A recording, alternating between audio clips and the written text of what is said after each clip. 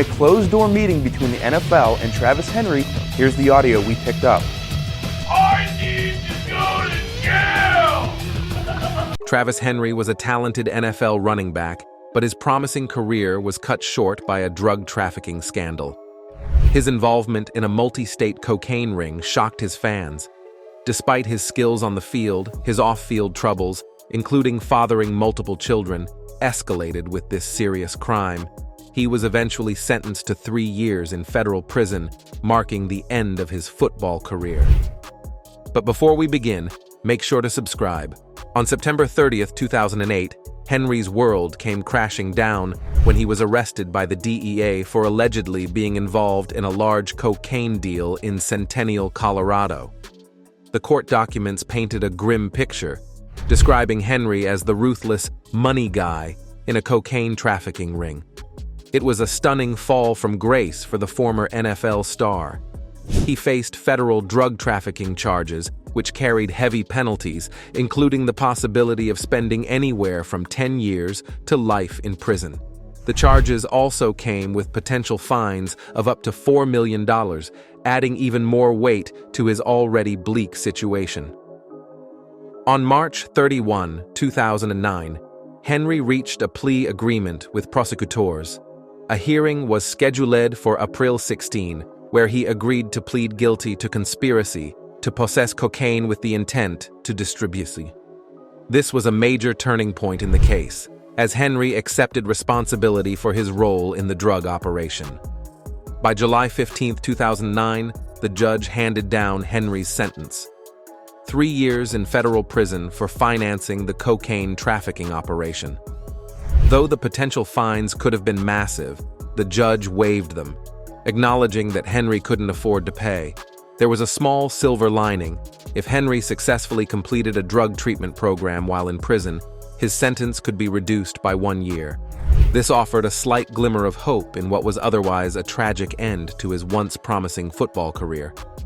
But this wasn't the end of his controversies. At just 19 years old, Henry got married to a woman who was 6 years older than him. However, the marriage didn't last long, and it was eventually annulled. By 2009, he was engaged again, but as of January 2016, there has been no report of him getting married. One of the most talked about aspects of Henry's personal life is the fact that he fathered at least 11 children with 10 different women. One of these women even had twins.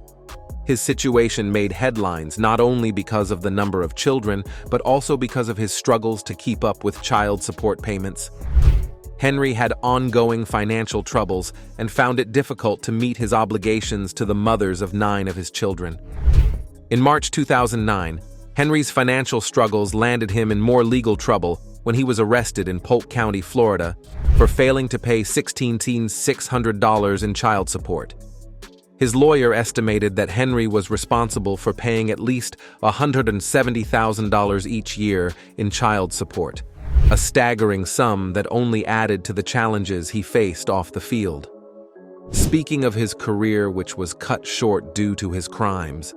They'll be going after the ball. Here is Henry, and he is in. And the Bills take the opening kickoff, 54 yards back by Morris, and then they work the ball down the field. Henry entered the NFL in 2001 when he was drafted by the Buffalo Bills in the second round as the 58th overall pick. He quickly made an impact with the team and would eventually become the 4th leading rusher in Bills franchise history. During his time with Buffalo, he racked up an impressive 3,149 rushing yards and 27 touchdowns, averaging 4.0 yards per carry. Henry's professional debut came in Week 1 of the 2001 season against the New Orleans Saints. He was the starting running back and had 22 carries, though he only managed to gain 58 rushing yards in a 24-6 loss. It wasn't the smoothest start, but Henry bounced back in the next game. In Week 2, during a tough 42-26 loss to the Indianapolis Colts, he scored his first professional touchdown on a 4-yard run. That moment showed a glimpse of what he could do. One of his breakout performances came in Week 4 against the New York Jets. Henry carried the ball 19 times and racked up 113 rushing yards, showing his ability to move the ball effectively. even though the Bills lost 42-36. His biggest game of the season came in Week 13 against the Carolina Panthers. Henry had a total of 157 scrimmage yards, helping lead the Bills to a narrow 25-24 victory. Henry finished his rookie season with solid numbers, carrying the ball 213 times for 729 rushing yards and scoring 4 touchdowns. He also contributed in the passing game, hauling in 22 receptions for 179 yards. Among all rookies that year, he finished 4th in rushing yards, setting the stage for what seemed to be a bright future in the NFL. His substance abuse then ended everything. Henry started the 2002 season with a bang, showcasing his skills early on. In Week 1 against the New York Jets, he had an incredible game with 31 carries for 149 rushing yards and 3 touchdowns, although the Bills lost 37-31. However, the 2004 season marked a downturn for Henry. After getting injured later in the year, he lost his starting job to Willis McGahee, the Bills' first-round pick in 2003. By Week 8, McGahee had taken over as the starting running back, and Henry found himself sidelined. Unwilling to accept being a backup, Henry demanded a trade. The Bills eventually agreed, and in July 2005, he was traded to the Tennessee Titans for a third-round pick in the 2006 draft. Unfortunately, Henry's time in Tennessee started off rough. He was suspended for 4 games during the 2005 season for violating the NFL's substance abuse policy, adding another challenge to his career. Things took a turn for the worse when his fines became a huge burden. In the 2005 season, Henry started his first year with the Tennessee Titans as a backup to Chris Brown. He played in 10 games, starting only 1, and finished the season with 88 carries for 335 rushing yards, along with 13 receptions for 117 receiving yards. However, things changed for him in 2006 when he secured the starting role beginning in Week 3. Henry had a breakout game in Week 5 against the Indianapolis Colts, rushing for 123 yards on 19 carries in a close 14-13 loss. The following week, he exploded with 32 carries for 178 rushing yards and a touchdown in a 25-22 victory over Washington, earning him recognition as a key player for the Titans. Henry continued to shine throughout the 2006 season, with standout performances like his 143-yard, 1-touchdown game against the Philadelphia Eagles in Week 11. However, his season took a sudden turn when reports emerged that Henry had tested positive for marijuana, putting him at risk of being suspended for the rest of the season. Both the Broncos and the NFL remained silent on the matter, but Henry appealed the suspension, taking his case to federal court. During this time, Broncos head coach Mike Shanahan publicly supported Henry, which led to Shanahan being fined $25,000 by the NFL. In a dramatic turn of events, Henry won his appeal on December 4, 2007, and avoided suspension.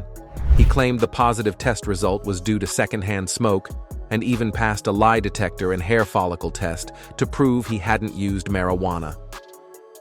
Despite this victory, Henry remained in the league's substance abuse program. He seemed determined to make things right and even restructured his contract with the Broncos in February 2008 to avoid missing out on a $6 million bonus.